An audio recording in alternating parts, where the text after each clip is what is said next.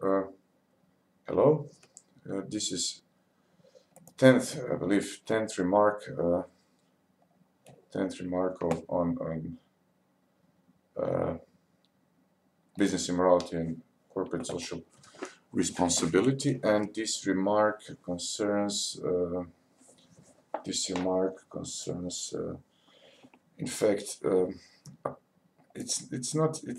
Paper is just it's a research process by Damir Mladić, Martinović and myself, and it's called Innovation, Market Research and Good Beginning of Marketing. Well, the point with this remark would be quite simple, and since this is a research in process, I could only share some hints or ways in which we try to develop a strategy of the paper and of research in order to display particular aspect of corporate social irresponsibility. Okay, this paper in fact points to the source of CSI, the source.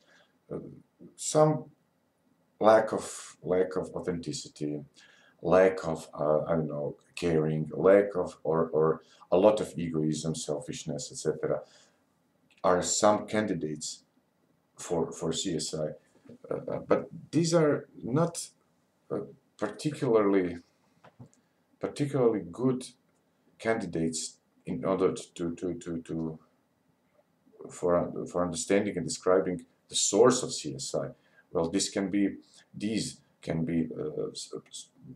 I don't know, regarded as kind of sources for, generally speaking, irresponsibility, but not specifically concerning corporate social irresponsibility. There must be some other more particular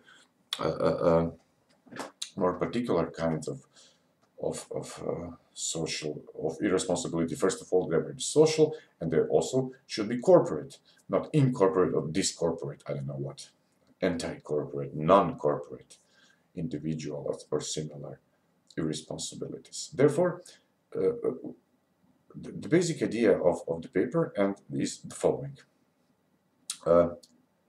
any business, if it is considered as business as a core business, then we should think of its beginning, not just in temporal sense, in spatial temporal sense, in business terms, the beginning. And the beginning is in fact a business plan, and the core of the business plan, or the beginning of the business plan as the beginning of the business, is in fact what is the beginning of business plan? The beginning of a business plan is a marketing plan.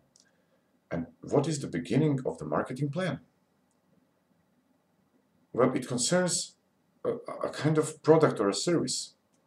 Well, what about product or a service? What is so important while one is starting the business? What is so important? Well, in our opinion, two things are mutually interdependent, and each of them is a necessary condition of a good beginning of a marketing.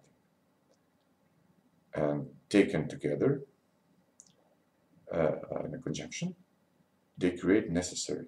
So they are necessary and sufficient. They are sufficient taken together. Necessary and sufficient conditions of a good beginning of marketing. Well, these two things are, which are these two things which are important? In our opinion, the first condition is at least innovation. At least innovation. So a product or a service should be innovative. This is the lowest, in fact, the lowest level of novelty in business that is required in order for a business to start in a good way, in a good manner, to proceed in a good way.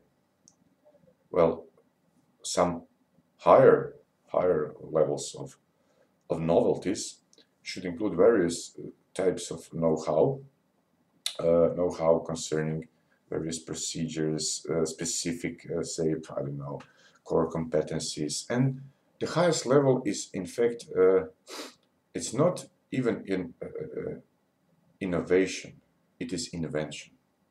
A patent, for instance, of something new. Now, this novelty element in marketing, understood in terms of innovation or in terms of even invention, realized or actualized in some kind of patent on some kind of completely new product or a service, should be combined with something else. And this another necessary element is market research. And now, what do we have here? We have here, say, at least innovation and market research. Both of these things have implicit ethical norms, values, ideas that are implicit in them and manifested by them. There is particular, quite obvious series of ethical, moral issues and ethical considerations concerning innovation, invention, improvements in business, etc., concerning various, or perhaps all, products and services. And on the other hand, there is also the similar thing, implicit and in the same time essentially manifested set of moral values by actions of market researchers. When they start, especially when they start to research market concerning such innovative products or services, at least innovative products or services. So combination of these two creates, in fact, good beginning of marketing, therefore good beginning of a business marketing plan, and good beginning of the business plan, and a good beginning of business. And okay, this cannot be completely, everything else cannot be completely derived from this point, you know. Okay, there are various elements, various aspects of business, but this is the core. If the beginning is not good, that one cannot expect that other elements, other stages of business would be much better. Problems would occur every now and then, and most of these problems would be connected, these further problems later on, that are manifested later on, would be directly or indirectly connected to this starting problem. The problem was at the beginning, and some connection exists, you know, and it's connected also to other elements of the business and other elements of society. Okay, so some things should be clearly stated at the beginning. This is not a complete kind of guarantee that the business would be good, that the business would be responsible, that the business would be, I don't know, socially responsible, environmentally friendly, or financially successful, etc. Blah blah blah. But it is necessary. In our opinion, it is necessary condition. Now, in order to understand this, we use quite simple innovation. Innovation is the following one: is innovation of a paperclip. Now, paperclip. This is innovation from 1995, I believe. 1994, sorry. 1994 innovation. The idea is that paperclip is, of course, original paperclip was invented, I don't know, 100 to perhaps 200 years before, 150 at least. But this particular innovation concerns these little pieces of springed wire that go above this line. These little pieces. And what is the idea of the innovation? The idea of the innovation, when you put it on a paper, you know, and you try to remove it, then these small additions of wire would not tear the paper in this part where the paperclip was put on. Okay, and they protect, for instance, the first sheet of paper, etc. Perhaps sometimes it's a quite important document or some kind of contract, I don't know what. Okay, so this is quite good innovation. It's a small innovation, but relevant one. So this is the idea of innovation. And now about ethics of innovation. So this is hard issue because innovation is in fact a part of this whole group of novelties.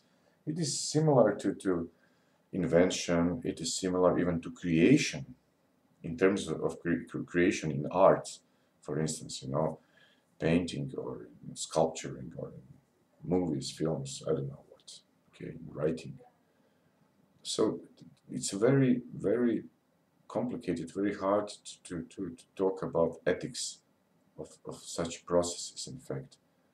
And there are a series of examples, especially concern particular inventions and ethical considerations that inventors had while they invented something. Okay, good and bad examples, but this does not help much in order to create some kind of ethics of invention, of ethics of innovation, ethics of creation, or general ethics of novelty, you know. And it mostly depends on the moral practices, character, or duties as they are understood by the very person, innovator or inventor, who invents something or innovates something. It cannot be, it's individual thing, it cannot be generalized, it cannot be easily in a fair way create some kind of general ethics that would apply to all cases of innovations, inventions, etc. Because these cases are quite different, quite specific, and each and every should be thought about within its own context, the context of innovation or invention, the context of situation of the very person, the inventor herself, and then one could see the context in which these moral issues popped up and are solved or not solved by innovator or by inventor. Yeah. So this is the idea. Another idea is the idea about market research. Well, this is quite illustrative because we also used a nice example, quite similar one, concerning its simplicity. It's about John Grant. John Grant was a salesman, English salesman, who in 1662 wrote a book, Natural and Political Observations Made Upon the Bills of Mortality. So what he did is, this is a compilation of births and deaths in London between 1604 and 1661, and a year afterwards the book was published. But the basic idea in his book was in fact something that should be, perhaps could be counted as the beginning of the market research and consumer behavior, in fact. And I will read only one quotation from the book. Well, Grant says, to know how many people there be of each sex, state, age, religious, trade, rank, or degree, etc., by the knowing whereof trade and government may be made more certain and regular. For if men know the people as aforesaid, they might know the consumption they would make, so as trade might not be hoped for where it is impossible. Now, the principle of this argument is quite simple. If we know these variables about people, then we can make a series of conclusions concerning their trading habits, buying habits, consumption habits, etc. This is, first of all, this is a principle in which one can make such specific conclusions based upon or draw from quite general data about and known data about people in some particular region or society, you know, sex, age, status, etc. You know, and how this can be done by use various statistical tools and etc. etc. Now, what is the connection? Well, the connection is quite simple. The connection is the concept of good marketing. Well, I don't want to enter in this because this is quite complicated, and it concerns in a way concerns the relation of good marketing concerning its professional aspect, and good marketing concerning its moral aspect, which is implicit in professional aspect and manifest by it, namely by doing some particular standard procedure, lege artis, by the professional herself. That's it.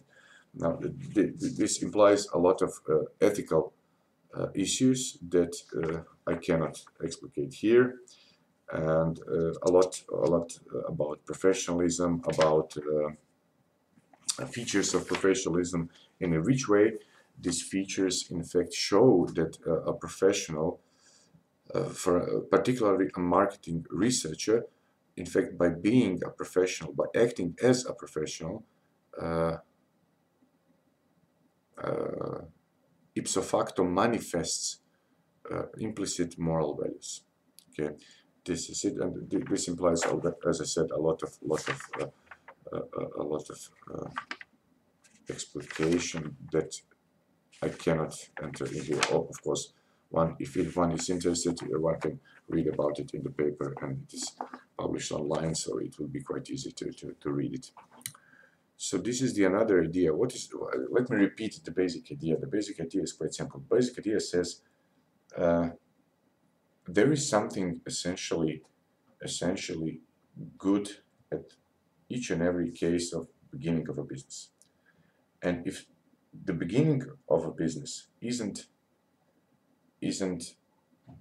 done properly, if these starting conditions aren't satisfied, particularly if this element of innovation or invention combined and closely interrelated with market research aren't done in a proper manner, then surely in later stages of a business some problems would appear, and these problems would have their cause at this beginning. And this beginning of the business is in fact the beginning of the core business. It's not something marginal. It's something essential for a business. It's the nature of the business itself.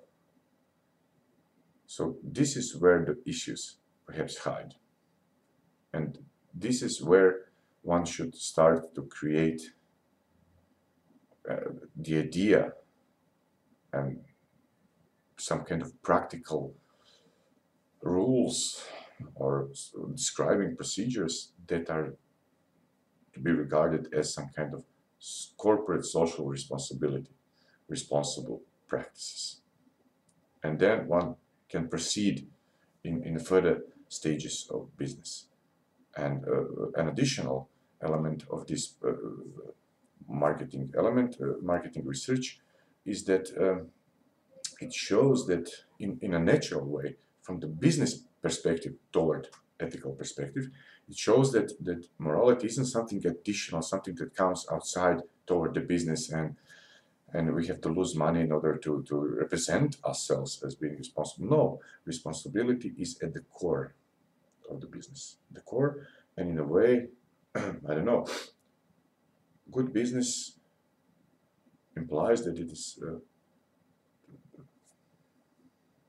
morally good business.